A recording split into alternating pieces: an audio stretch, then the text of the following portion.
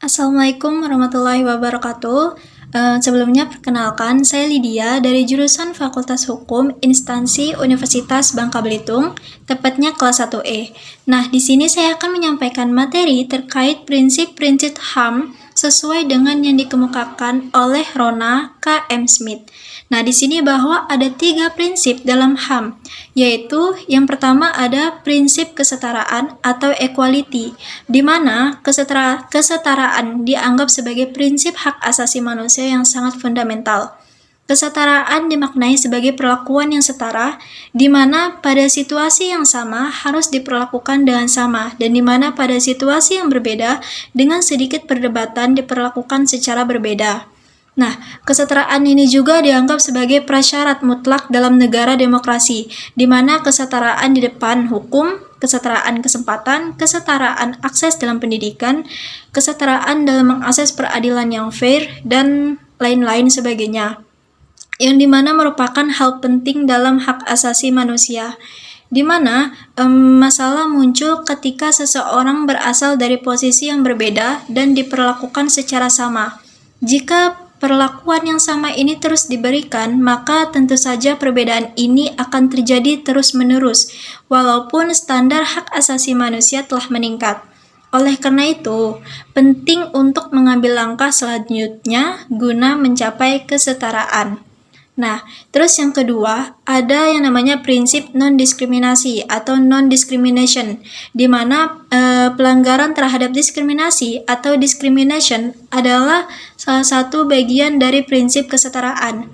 Jika semua orang setara, maka seharusnya tidak ada perlakuan yang diskriminatif atau selain tindakan afirmatif yang dilakukan untuk mencapai kesetaraan, di mana pada efeknya diskriminasi adalah kesenjangan perbedaan perlakuan dari perlakuan yang seharusnya sama ataupun setara.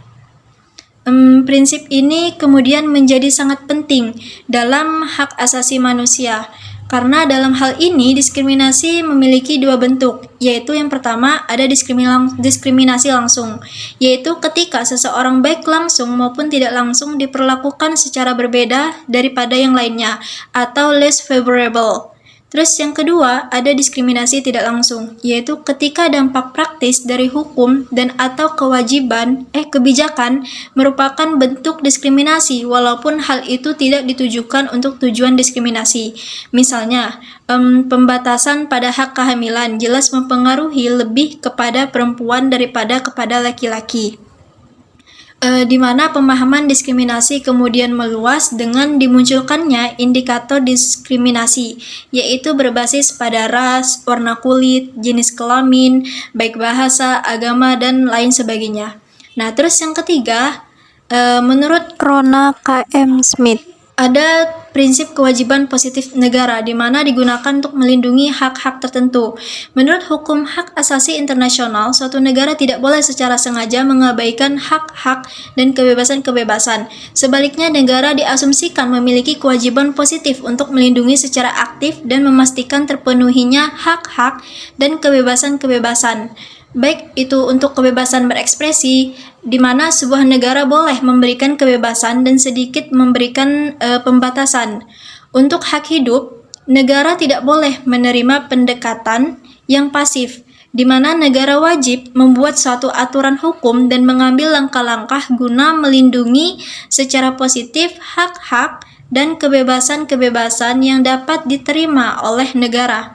Karena alasan inilah negara membuat yang namanya aturan hukum untuk melawan pembunuhan, untuk mencegah aktor non-negara atau non-state aktor melindungi hak untuk hidup. Sebagai persyaratan utama, negara harus bersikap proaktif dalam menghormati hak untuk hidup, bukan bersikap yang namanya pasif. Itu saja, sekian penjelasan dari saya. Kurang lebihnya saya mohon maaf. Saya akhiri. Wassalamualaikum warahmatullahi wabarakatuh.